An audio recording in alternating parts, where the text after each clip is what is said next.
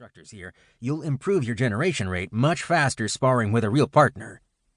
How much do you charge for a month of membership? We have a variety of different plans, and we're actually running a discount right now. Just 75 lucrum or $250 for your first month if you sign up for our most popular package. But I think for a driven mother like you, it can easily pay for itself in just a few months. Imagine if your ether score gets improved and that leads to a promotion at work.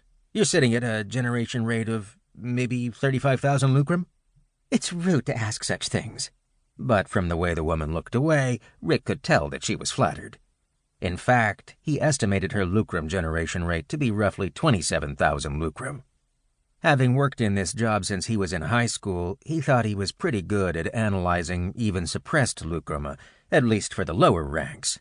It was usually a safe bet to flatter potential customers by overestimating their strength, though he held back on buttering her up since she seemed especially skeptical. Eventually, he got her inside and signing a contract. Rick kept his smile on his face the entire time, even when she ended up scheduling her lessons with Danny instead of him.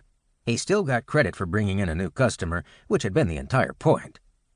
Once she was gone, Jimmy sat back and grunted.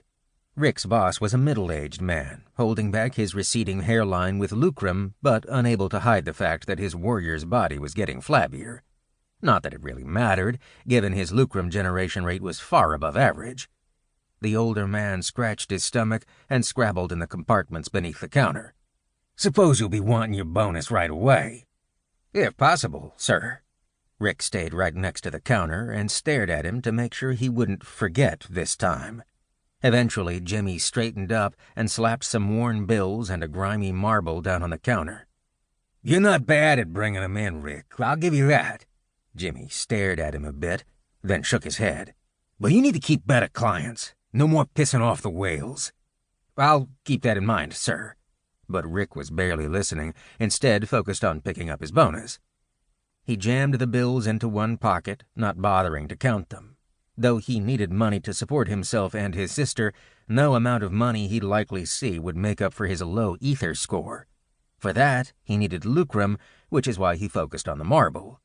It was an ugly little sphere, but it contained a small amount of raw lucrum. Rick gripped the marble in his palm and breathed in, drawing the power into himself.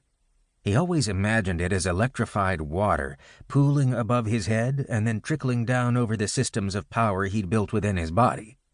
They might not be as powerful or complex as those of most warriors, or even a career worker like the new client, but they were thirsty for power. Since there were no new customers, Rick headed away from the entrance. He pulled out his cell phone and rubbed his finger over the built-in sensor, letting it analyze his aura.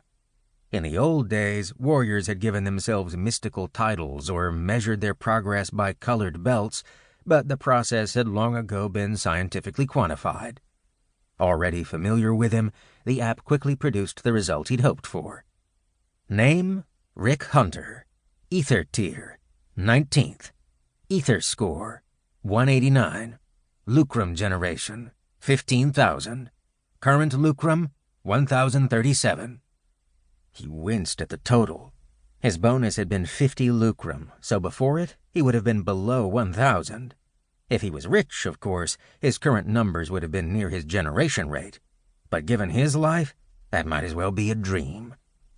Though he hadn't expected his ether score to change, since the ratings agencies reacted slowly, he was disappointed that his generation rate hadn't received a boost at all. The fact that the app displayed a round number suggested that it thought all of his efforts to work harder were nothing more than a rounding error. Taking a deep breath, Rick tried not to feel sorry for himself.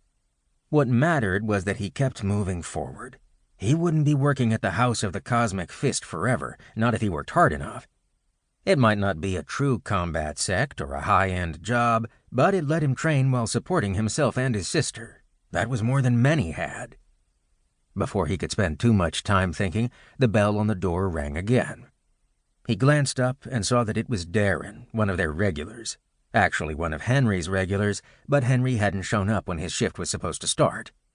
It looked like Darren was realizing that as well. Though he was middle-aged, Darren didn't look it, with a tall and muscular body. As far as Rick knew, his generation...